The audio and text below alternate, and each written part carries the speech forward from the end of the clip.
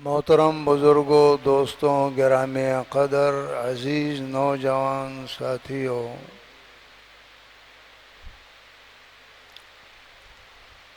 मैंने आप हज़रात के सामने 26वां पारा सूरह फ़तह के तीसरे रुकू की पहली आयत तिलावत की है।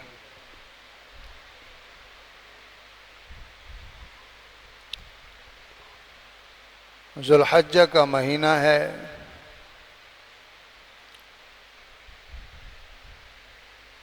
अठारह ज़िलहज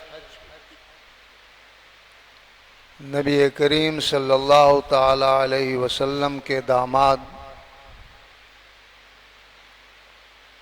हज़रत उस्मान बिन अफ़्फ़ान ज़ुन्नूरैन गनी रदियल्लाहु अन्हु अमीरुल मोमिनीन खलीफा सोम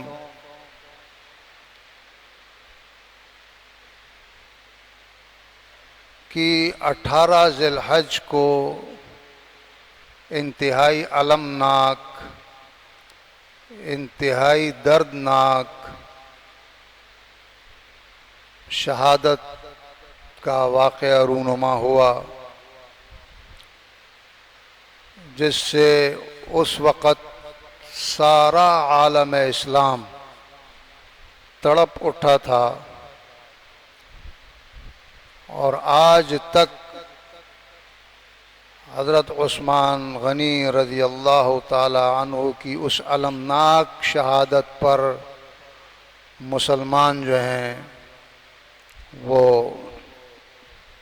अफसरदा हैं कि एक ऐसे जलीलुल क़दर सहाबी रसूल, दामाद रसूल, दोहरे दामाद रसूल ज़ुन्नूरैन को शहीद किया गया, जिसने हमेशा उम्मत मुस्लिमा के लिए खैर ख्वाही के सिवा और कुछ नहीं किया।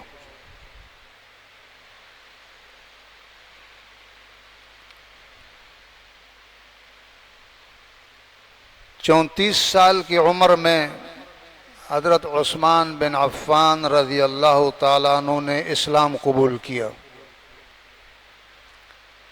जब आप जवान थे, 34 साल उम्र थी। उसके बाद ये पहले सहाबी हैं हज़रत उस्मान बिन अफ़्फ़ान रज़ी अल्लाह ताला अन्हु, जिनको 2 मरतबा इस्लाम के खातिर हिजरत करने का मौका मयसर आया। पहली मरतबा बहुत कम लोगों ने, जिसमें 12 मर्द थे, हबशा की तरफ हिजरत फरमाई थी। उसमें हज़रत उस्मान रज़ी अल्लाह अन्हु बमाए अपनी अहलिया के जो है ना हिजरत फरमाई थी आपने। फिर दूसरी मरतबा हिजरत, फिर मदीना तैयबा तशरीफ़ आप ले गए। हज़रत उस्मान गनी रज़ी अल्लाह ताला अन्हु किसी तारुफ़ के मोहताज नहीं हैं कि मैं उनका तारुफ़ आपके सामने पेश करूं। अल्हम्दुलिल्लाह मुसलमानों की अक्सरियत हज़रत उस्मान गनी रज़ी अल्लाह ताला अन्हु से वाकिफ़ है।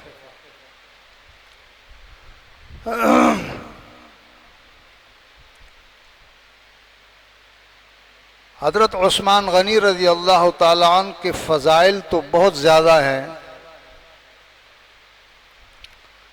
और तकरीबन उलमा और खुतबा, ख़तीब हज़रात अक्सर और पेशतर हज़रत उस्मान रज़ी अल्लाह अन्हु की फ़जीलत और मनाक़िब बयान करते हैं।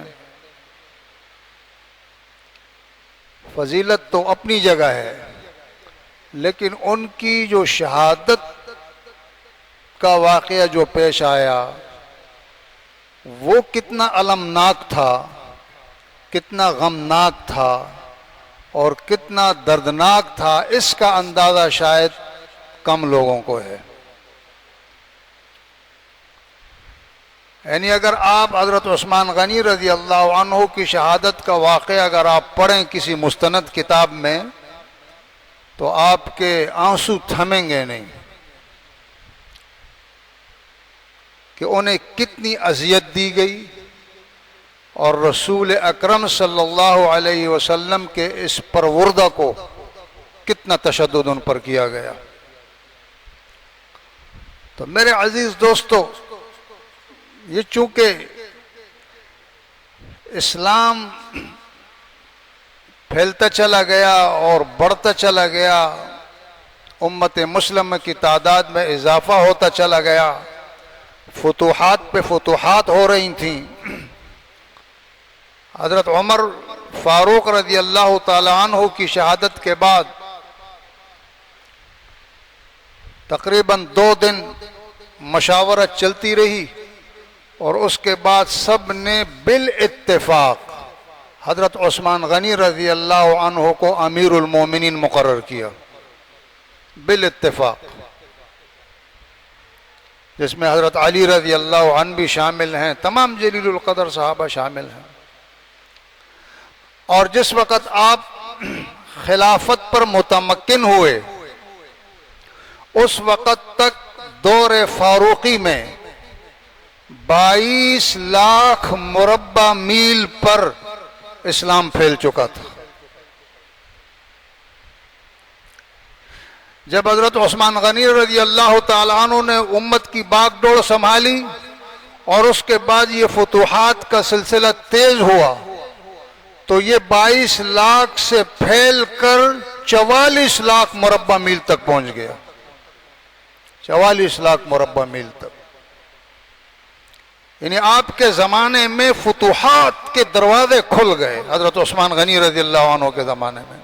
हाँ, ये अफ़गानिस्तान, ये खुरासान, ये ईरान, ये जितने इलाके थे और उस तरफ यूरोप के दरवाजे खटखटाने लगे सहाबा इकराम। हाँ, हत्ता के चीन के बॉर्डर तक इस्लाम की सरहद को मिला दिया गया, इतनी फतूहात हुई। हाँ, तो जो शुरू के 6 साल थे वो तो बहुत ही जबरदस्त गुजरे, फतूहात का सिलसिला जारी और सारी था। ये जो इस्लाम बढ़ रहा है और फैल रहा है और इस्लाम के लिए जो फतूहात के दरवाजे खुले, ये यहूदियत को और आले यहूदियत को एक आंख भी नहीं भाती थी ये बात कि अगर इसी तेजी से ये इस्लाम फैलता चला गया तो फिर तो सारी दुनिया में इस्लाम का बोलबाला होगा। अब इसके आगे बंद बांधे तो कैसे बांधे? लड़ने की ताकत नहीं है, जुर्रत नहीं है, हिम्मत नहीं है, लाखों फौज रखने के बावजूद लड़ने की हिम्मत नहीं है, क्योंकि आगे जो हैं वो अल्लाह के शेर हैं। हाँ? जो मौत को शिकस्त देना जानते हैं, आगे अल्लाह के शेर हैं। अब करें तो क्या करें? तो यहूदी जहन ने साजिशें तैयार की, मुनाफिक आदमी और यहूद और उनके आलाकार ये हमेशा क्या करते हैं? साजिशों से काम लेते हैं। मुसलमान तो होते हैं ना, वो तो मैदान में आते हैं, क्या हो, 2 और 2 हाथ कर लेते हैं, जिसमें किसमें ईमान है पता चल जाएगा, ये मुसलमान का काम है। लेकिन मुनाफिक और यहूद और उनके आलाकार ये सामने नहीं आते हैं। ये क्या करते हैं? ये साजिशें करते हैं, ये साजिशें करते हैं। और जो सबसे बड़ा इनका हरबा है, ये याद रखिएगा, सबसे बड़ा हरबा जो इनका है वो है डिवाइड एंड रूल। ये सबसे बड़ा हरबा है, डिवाइड एंड रूल। क्या? इनको आपस में लड़ाओ और खुद हुकूमत करो। इनको आपस में लड़ाओ और खुद क्या करो? खुद हुकूमत करो। उस जमाने से लेकर आज तक इसी फार्मूले पे अमल हो रहा है। इनको आपस में लड़ाओ। चुनाचे ये तसलसल है। आपने देखा कि अमीरुल मोमिनीन हजरत फारूक आजम रज़ी अल्लाह तआला अन्हु को शहीद कर दिया, क्योंकि वो बहुत बड़ी रुकावट थे कुफर के आगे। वो सद्दे सिकंदरी थे, उनको उसको हटाना जरूरी था, लेकिन लड़के नहीं हटा सके, साजिश कर। अब दूसरा बड़ा सुपूत, वो समझे कि हजरत उमर रज़ी अल्लाह अन्हु के जाने से ये फुतूहात का दरवाजे बंद हो जाएंगे, लेकिन जब हजरत उस्मान रज़ी अल्लाह अन्हु खिलाफत पर मुतमक्किन हुए तो बजाय फुतूहात के दरवाजे बंद होने के मजीद खुलते चले गए। फारूक आजम ने 22 लाख मुरब्बा मील पर खिलाफत हवाले की हजरत उस्मान के। हजरत उस्मान ने 22 लाख से बढ़ाकर कितना मुरब्बा मील कर दिया? 44 लाख मुरब्बा मील पर इस्लाम फैल गया। हाँ। अब क्या करें? अब जनाब हजरत उस्मान को हटाया जाए तो कैसे? लड़ने की ताकत तो है नहीं, जुर्रत तो है नहीं, हिम्मत है नहीं कि अल्लाह के शेरों का मुकाबला करें। हटाएं तो किस तरह हटाएं? चुना तो साजिश करो। अब ये जो आखिरी कुल जो आपकी खिलाफत की मुद्दत है वो 12 साल है। कितनी है? 12 साल। 6 साल तो जबरदस्त गुजर गए, लेकिन ये जो आखिरी 6 साल, उसमें ये साजिशों के जाल ताने बाने बुनने लग गए लोग। और हजरत उस्मान गनी रजी अल्लाह तआला अन्हु पे इल्जामात लगाने शुरू कर दिए। अब मैं आपको बताऊंगा उन इल्जामात और उसकी हकीकत। एक इल्जाम तो ये लगाया कि जी हजरत उस्मान अकरबा परवर हैं। अकरबा परवर, इसका क्या मतलब है? यानी अपने रिश्तेदारों को नवाजने वाले।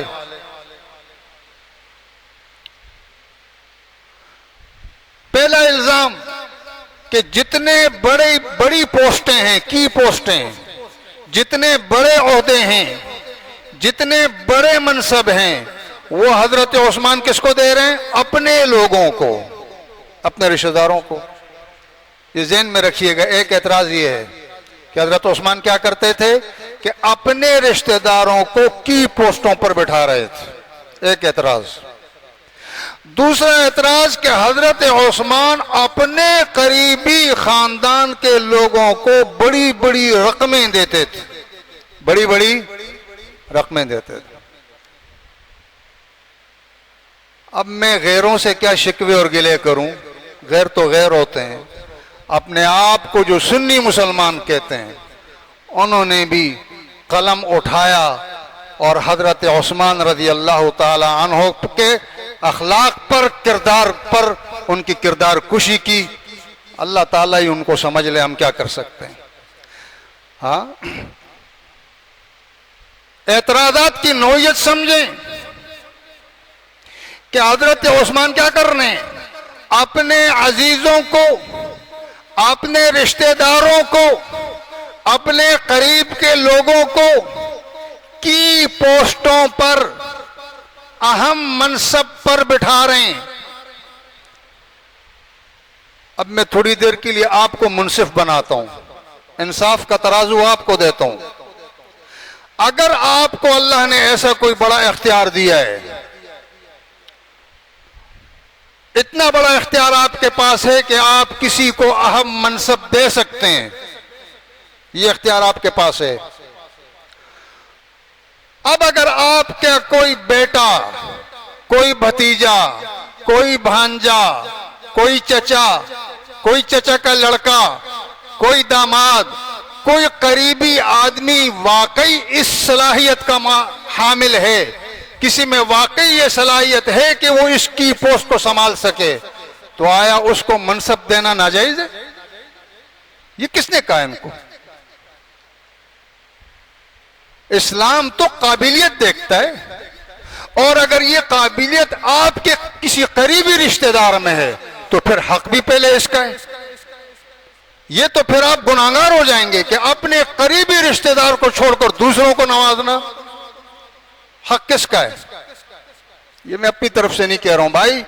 देखो, आप ज़कात अदा करते हैं, ज़कात अदा करते हैं।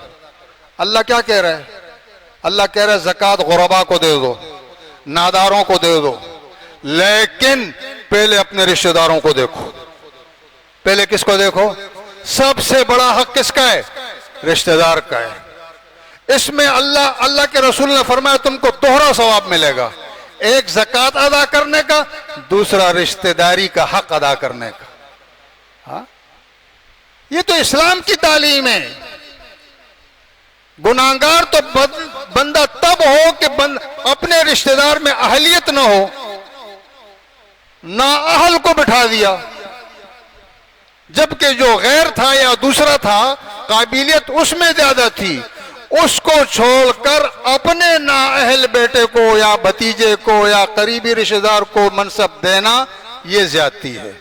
लेकिन अगर सलाहियत वाला है तो ज्यादती नहीं है। ये कौन सा एतराज है? ये कोई एतराज है? और एतराज भी तुम किस पर करते हो? तुमको शर्म नहीं आती है? तुम किस पर एतराज करते हो? तुम उस पर एतराज करते हो जिसको अल्लाह ने उसकी जिंदगी में जन्नत की बशारत दे दी है। आशराए मुबशरा नाम सुना है?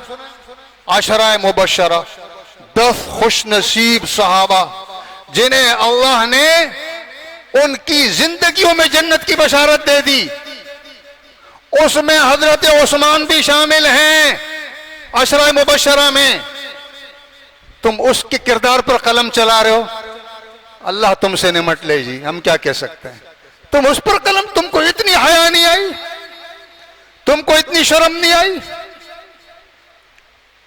तुम उस पर कलम चला रहे हो। फिर दूसरा एतराज कि जी ये अपने लोगों को बड़ी बड़ी रकमें देते थे, बड़ी बड़ी। तो क्या ये काम हजरत उस्मान ने खिलाफत के बाद किया? क्या खिलाफत से पहले हजरत उस्मान का माल हमेशा इस्लाम पर खर्च हुआ है कि नहीं हुआ है? हजरत उस्मान गनी रज़ी अल्लाह अन्हु की सखावत तो मशहूर है। गनी आपका लक़ब है, आपकी सखावत तो मशहूर है। जंग तबूक का मौका है, जंग तबूक का मौका है।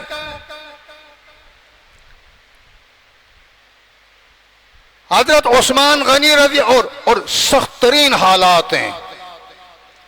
सहाबा इकराम गरीब हैं, गुर्बत का जमाना है, फसलों के पकने का जमाना है, खेती बाड़ी का जमाना है, फसलें तैयार हो रही हैं, सख्त तरीन गर्मी है, पैसा नहीं है, ऊपर से जंग तैयार है, इस्लामी सरहद पर रोम की लाखों फौज आके खड़ी हो गई है।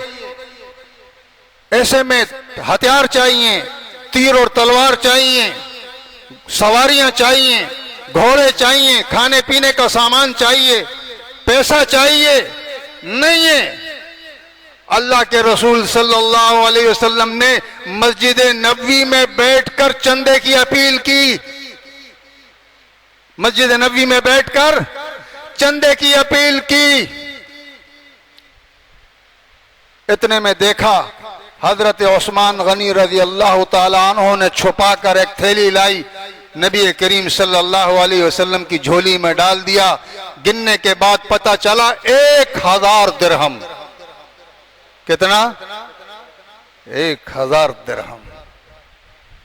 1000 दिरहम जब आपकी झोली में डाले, साहबा कह रहे हैं हम देख रहे हैं नबी करीम सल्लल्लाहु अलैहि वसल्लम उन अशरफियों को, वो जो दिरहम और दीनार थे, उनको ऐसे झोली में उछाल रहे हैं और खुशी से आपका चेहरा दमक उठा।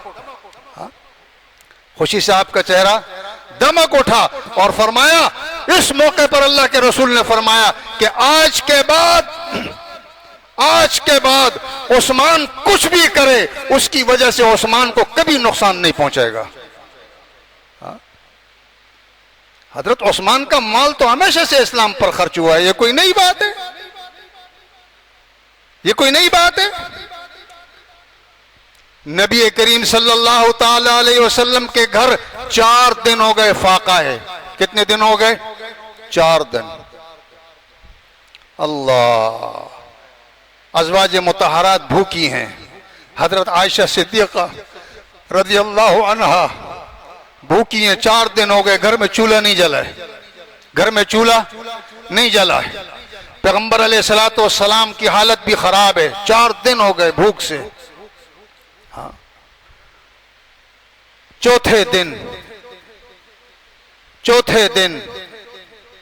हजरत उस्मान गनी रजी अल्लाह ताला अन्हु, बड़ा सामान जिसमें गल्ला भी है, जिसमें आटा भी है, जिसमें भुना हुआ बकरा भी है, जिसमें गरम गरम रोटियां भी हैं, जिसमें खजूरें भी हैं, जिसमें नकद पैसा दीनार और दिरहम भी है, ये बड़ा तसला भर के लाए। नबी अलैहिस्सलाम घर में तशरीफ फरमा नहीं थे, हजरत आयशा को दिया, कहा अम्मी जान तो कबूल कर ले। नबी करीम सल्लल्लाहु अलैहि वसल्लम जब घर तशरीफ लाए, जब ये सामान देखा, कहा ये किसने? हजरत आयशा सिद्दीक़ा ने फरमाया कि ये उस्मान दे गए हैं, जिसमें गरम भुना हुआ बकरे का गोश्त भी है, खजूरें भी हैं, रोटी भी हैं, आटा भी है, गल्ला भी है, नकद रुपया भी है। नबी अलैहिस्सलाम एक लम्हे भी घर में नहीं ठहरे, फिर वापस आ गए और मस्जिद में जाकर 2 रकात नमाज पढ़ी। नमाज के बाद अल्लाह के हुजूर दामन फैला दिया, फरमाया ए अल्लाह, मैं मोहम्मद तेरा पैगंबर उस्मान से राजी हो गया हूं, ए अल्लाह तू भी उस्मान से राजी हो जा, तू भी उस्मान से राजी हो जा। हा? तुम उस उस्मान पर कलम चलाते हो, तुमको शर्म नहीं आती? तुम खुदा को क्या जवाब दोगे? तुम ऐसे उस्मान पर कलम चलाते हो। हजरत आयशा सिद्दीक़ा फरमाती हैं, सहाबा इकराम मौजूद है मेरे हुजरे में, अबू बकर भी हैं, उमर भी हैं, तहमन आपका उठा हुआ है, पिंडली नजर आ रही है, उमर भी है, अबू बकर भी है। किसी ने कहा कि हजरत उस्मान रजी अल्लाह अन्हु बारियाबी की इजाजत चाहते हैं। आप फौरन संभल कर बैठ गए, तहबन आपने नीचे कर दिया, पिंडली छुपा ली। किसी ने कहा अबू बकर आए, आपने पिंडली नहीं छुपाई, उमर आए, आपने पिंडली नहीं छुपाई, उस्मान आए तो आपने पिंडली क्यों छुपाई? हजरत ने फरमाया, मैं उस उस्मान से हया क्यों नहीं करूं जिस उस्मान से रब के फरिश्ते आसमानों में हया करते हैं। तुम उस उस्मान पर कलम चलाते हो, तुम्हारा क्या हशर होगा अल्लाह के दरबार में जी? तुम्हारा हशर क्या होगा? हाँ, ये वो उस्मान है, ये वो उस्मान है कि कसरे खिलाफत को चंद गुंडों ने, चंद बागियों ने, चंद बलवाइयों ने कसरे खिलाफत को घेरे में लिया हुआ है। हम तुम्हें खलीफा नहीं मानते, हम तुम्हारी हुकूमत तस्लीम नहीं करते। मेरे दोस्तों, जो खलीफा यहूद और ईसाइयों को नाकों चने चबवा दे, 44 लाख मुरब्बा मील पर इस्लाम के परचम गाड़ दे, आपका क्या ख्याल है वो इन गिनती के लोगों को जवाब दे सकता था कि नहीं दे सकता था? बुलंद आवाज से दे सकता था कि नहीं दे सकता था? क्यों नहीं दिया? हजरत अली रज़ी अल्लाह ताला अन्हु मुलाकात की, कहा हजरत आप क्या कर रहे हैं? आपके एक इशारे पर मेरा तन मन धन, मेरी औलाद, मेरा हुसैन कुर्बान, मेरा हसन कुर्बान, मेरी आलो औलाद कुर्बान, लाखों सहाबा आपके इशारे पर कुर्बान होने के लिए तैयार हैं। ऑर्डर दीजिए, इन बागियों के परस्तिश इस शेर खुदा ने न उड़ा दिए तो मुझे शेर खुदा मत कहना। हजरत उस्मान ने फरमाया, अली मेरे भाई तू सच कहता है, तू सच कहता है, लेकिन मैं नबी के रसूल, नबी के इस शहर में, नबी के इस मुअज़्ज़ज़ शहर में मैं खूनरेजी नहीं करना चाहता हूं। मैं नबी के इस शहर में खूनरेजी नहीं करना चाहता हूं। ये शहर मेरे हबीब को महबूब था, मेरे रसूल को महबूब था, मैं यहां खून नहीं बहाना चाहता हूं। छोड़ दें इनको भी और मुझे भी मेरे हाल पर।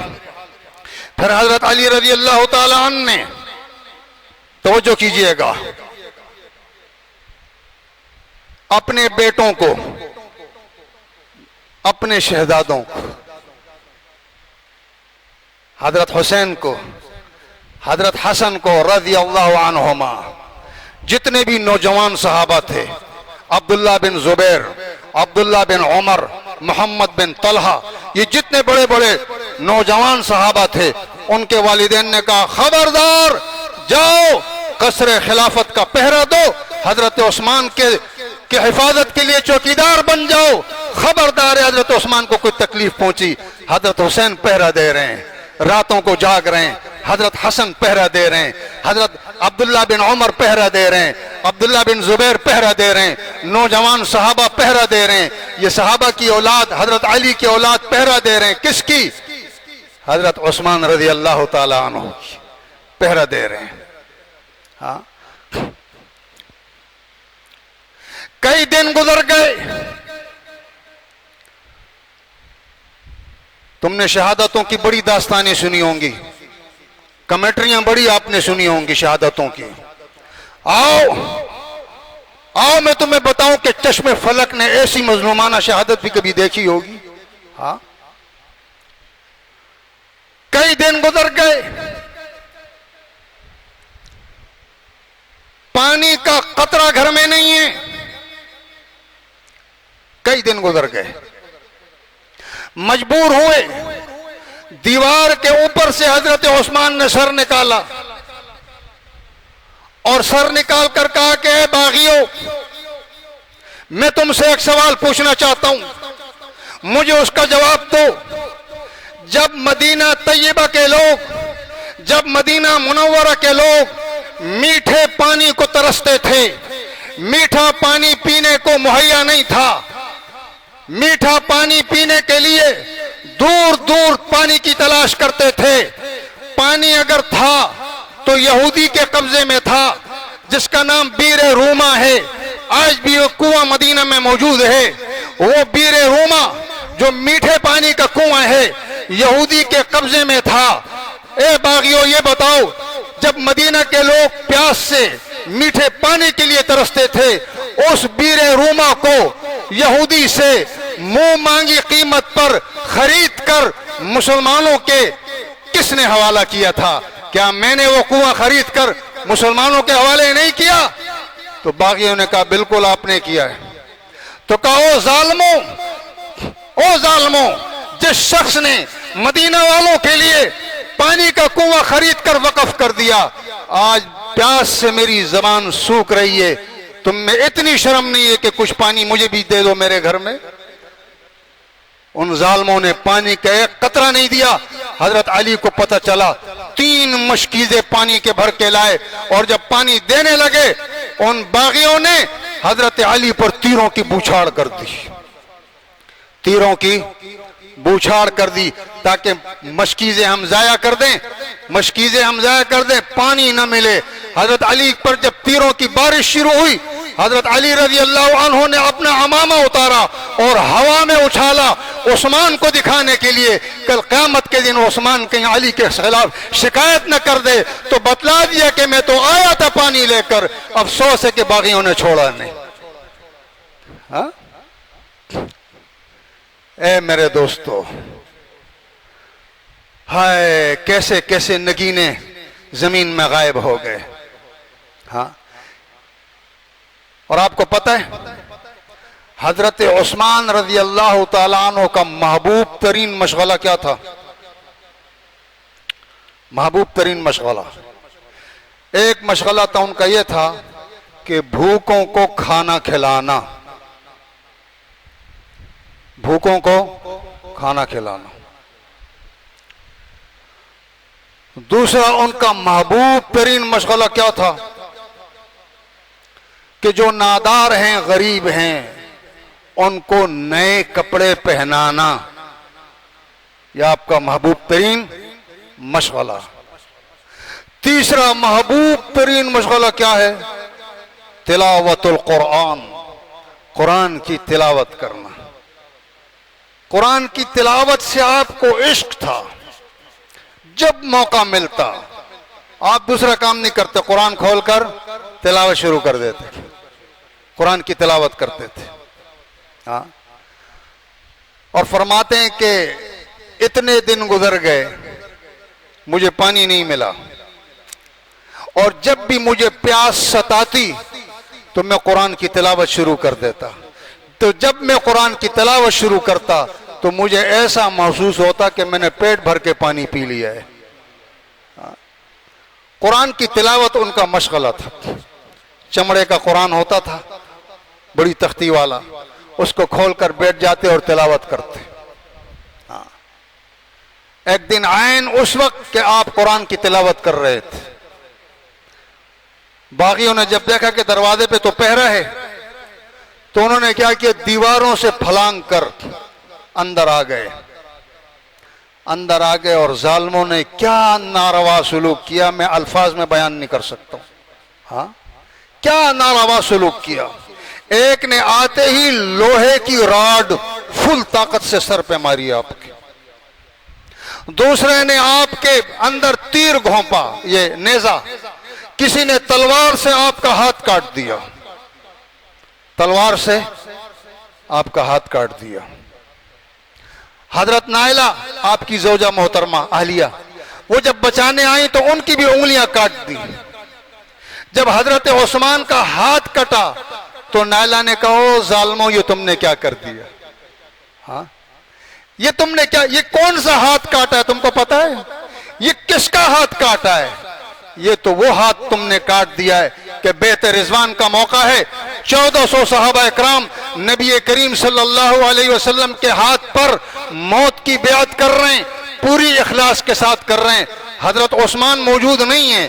अल्लाह के रसूल ने हजरत उस्मान को इस बेअत में शामिल करने के लिए फरमाया कि लोगों सुन लो, ये हाथ नबी का है, सुन लो ये हाथ नबी का है, और नबी के हाथ पर इस हाथ को मैं उस्मान का हाथ करार देता हूं। ये नबी का हाथ है, ये उस्मान का हाथ है, लिहाजा उस्मान भी इस बेअत में शरीक हैं। हजरत नाइला फरमाती हैं, ये हाथ तो उस्मान का नहीं, नबी का हाथ तुमने काट दिया जालिमों, तुमने तो नबी का हाथ काट दिया।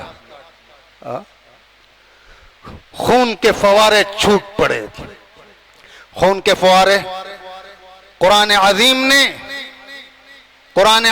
ने हजरत उस्मान का फवारे से निकलता हुआ खून अपने दामन में समेट लिया। हाँ, और जिस औराक पर, जिन वर्के पर, जिस आयत पर वो खून पड़ा, वो कौन सी आयत थी पता है?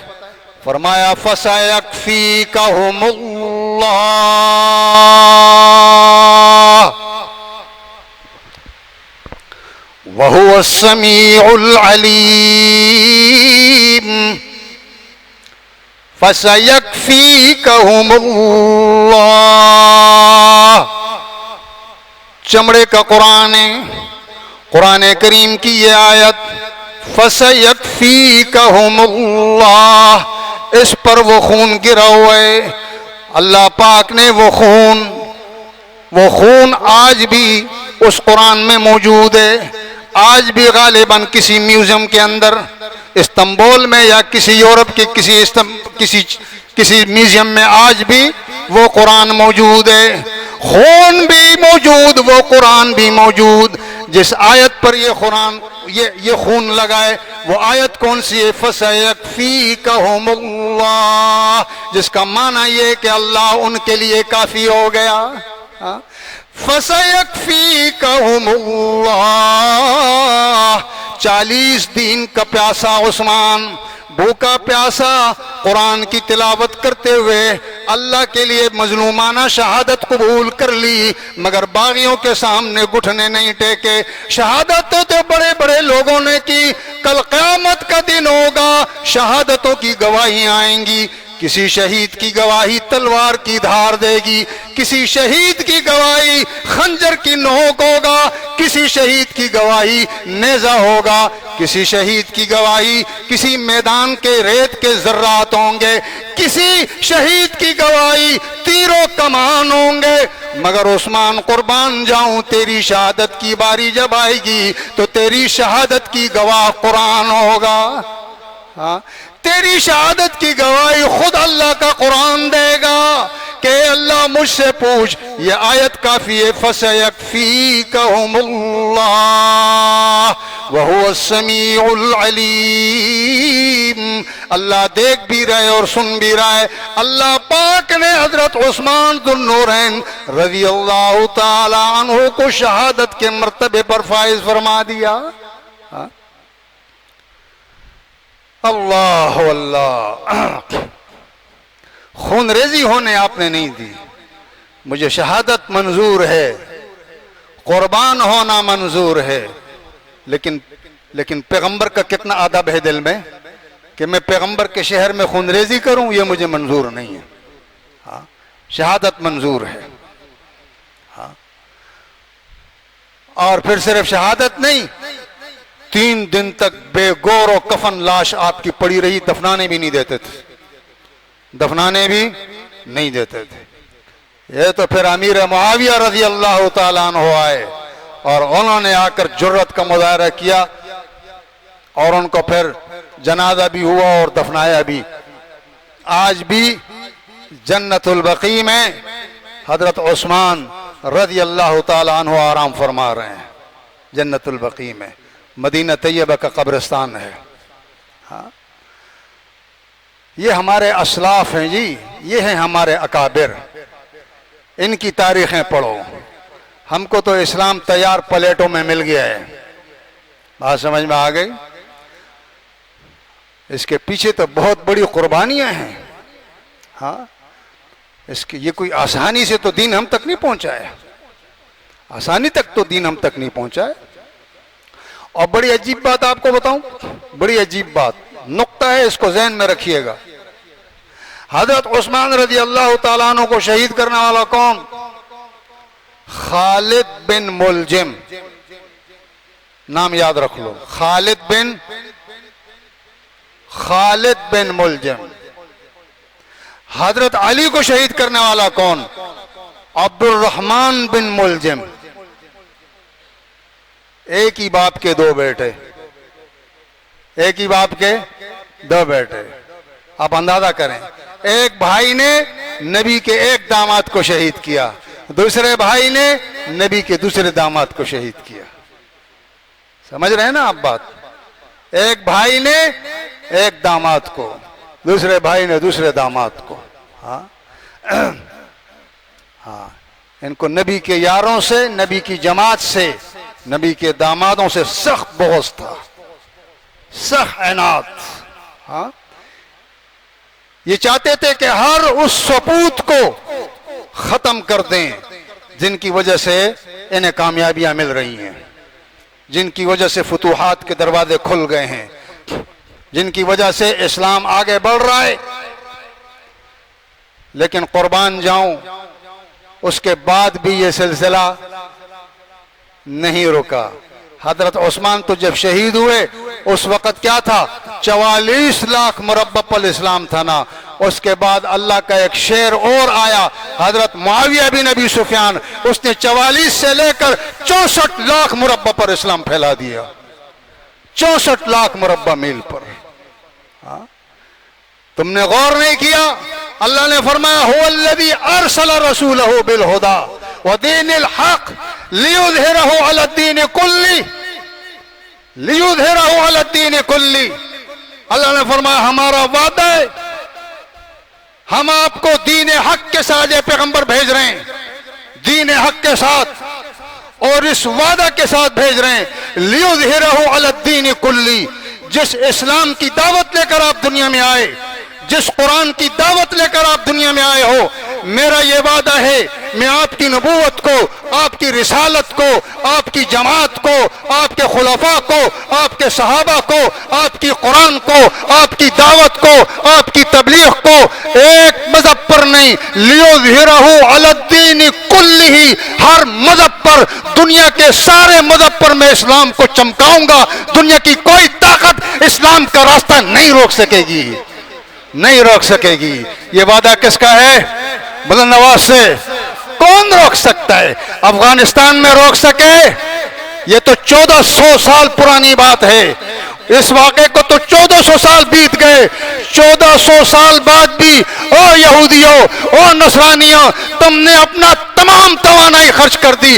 उन अल्लाह के शेर जिनके पास पहनने को कपड़े नहीं थे तुमसे टकरा कर तुम्हें पाश पाश कर दिया।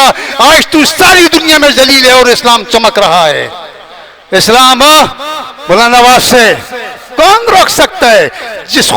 जिस इस्लाम को खुदा आगे बढ़ाए उसका रास्ता कोई रोक सकता है? अल्लाह कहता है ओ मुसलमानों, ओ मुसलमानों, मैं उस 1400 साल पहले भी मैं मौजूद था।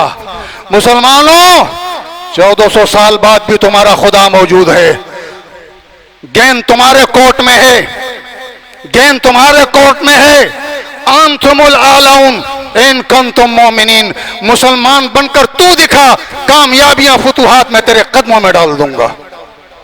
मुसलमान तो बन के दिखा, तू साबित तो करके तू आखिरी पैगंबर का सिपाही है, तू साबित तो कर तू अमीर मुआविया का नाम लेवा है, तू साबित तो कर तू अली का जानिसार है, तू साबित तो कर तू हुसैन का परवरदा है, तू साबित तो कर तू उमर का शिदाई है, तू साबित तो कर तू उस्मान का सच्चा वफादार है, तू साबित करके तू अल्लाह का बंदा है।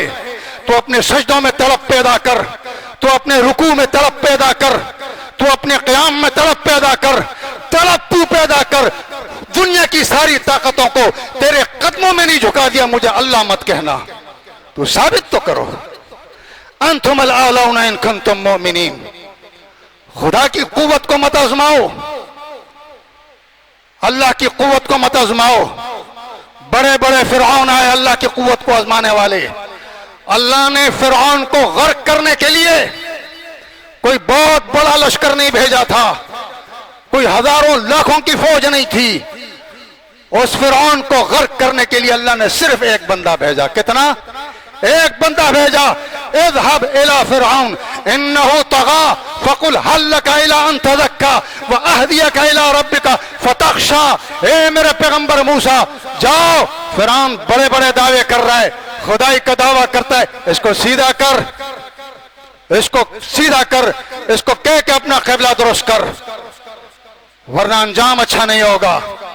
एक आदमी के जरिए से बहुत बड़ी सल्तनत वाला फिरौन, बड़ी ताकत वाला फिरौन, बड़ी फौजें रखने वाला फिरौन एक बंदे का मुकाबला कर सका बुलंद आवाज से? अल्लाह के लिए फिर कोई फौज लश्कर की जरूरत नहीं है। खुदा की ताकत को मत आजमाओ। अन्नल कुव्वत लिल्लाहि जमीआ, खुदा की कसम है, जमीन की हर शे अल्लाह के हुक्म के ताबे है। अल्लाह तुम्हारा ताबे नहीं, तुम्हारे जहाजों का ताबे नहीं, तुम्हारी फौज का ताबे नहीं, तुम्हारे हथियारों का ताबे नहीं, तुम्हारे गनों का ताबे नहीं, तुम्हारे एटम का ताबे नहीं, तुम्हारे हाइड्रोजन बम का ताबे नहीं। अल्लाह अगर काम लेने पर आ जाए, अल्लाह फरमाता है अलम तरा कैफा फअल रब्बुका बिअस्हाबिल फील। मैं अगर चाहूंगा छोटे छोटे परिंदों से काम लेकर अपने दुश्मनों को नेस्तो नाबूद कर दूंगा, मुझे तुम्हारी कोई जरूरत नहीं है। तुम अल्लाह की ताकत को आजमाते हो, अल्लाह की ताकत को मत आजमाओ।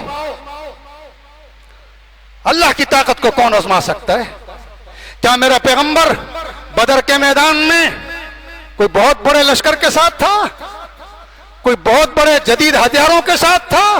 नहीं, पूरे 313 लश्कर में सिर्फ 2 घोड़े हैं। कितने हैं? बाकी सब पैदल हैं। किसी के पास डंडा है, हथियार भी सबके पास नहीं। और सामने वाला 3 गुना ज्यादा ताकतवर। कितना? 3 गुना ज्यादा ताकतवर। सब घोड़ों पर सवार हैं, सबके पास हथियार हैं, सबके पास नेज़े हैं, सबके पास तीर हैं, सबके पास तलवारें हैं, पहलवान हैं, जवान हैं। इधर 313 बूढ़े कमजोर बच्चे मिलाकर तो फतह किसको नसीब हुई? अल्लाह कहता है मेरी ताकत को मत आजमाओ, मेरी ताकत को मत आजमाओ। मुअत्ता की लड़ाई है, 3 लाख रूमी फौज है, तरबियत याफ्ता फौज है। इधर अल्लाह के शेर 3000 हैं। 3 लाख का और 3000 का कभी मुकाबला हुआ है? बज़ाहिर हुआ है? नहीं हो सकता है। अल्लाह कहता है मेरी ताकत को मत आजमाओ। अब्दुल्ला बिन रवाहा रज़ी अल्लाहु अन्हु इस 3000 का लश्कर के अमीर हैं उन्होंने घोड़े पर सवार होकर खिताब किया, ओ साथियों, मैं जानता हूं तुमको अंदाजा हो गया है कि तुम्हारा लश्कर सैकड़ों गुना तुमसे ज्यादा है, तादाद में 3 लाख है, हथियार ज्यादा हैं, सवारी ज्यादा है, जदीद हथियार हैं, लेकिन सुनो, हम हथियारों को देखकर नहीं लड़ते, हम तादाद को देखकर नहीं लड़ते, हम किसके हुक्म पर लड़ रहे हैं, हम किसको राजी करने के लिए लड़ रहे हैं। ये 3 लाख तो क्या सारी दुनिया भी आ जाए, अल्लाह और अल्लाह के रसूल के हुक्म के लिए टकराएंगे जिस तरह टकराने का हक है, टकराएंगे जिस तरह से टकराने का हक है। और खुदा की कसम, मौरख ने लिखा है, फारूक आजम ने कैसर और किसरा को मैदान में यूं तड़पा दिया था जिस तरह चकिल मैदान में फुटबॉल खेला जाता है। तुमने सहाबा की ताकत को देखा नहीं, तुमने मेरी रब की ताकत का अंदाजा नहीं लगाया है, तुम खुदा की ताकत से टकराते हो। अल्लाह कहता है, मैं उस वक्त भी था, मैं आज भी हूं, तू बंदा बनकर दिखा। तो क्या बनकर दिखा? तू बंदा बनकर दिखा। वाखिर दाम रब्बिल आलमीन। फिर बयान करेंगे जी इंशाअल्लाह।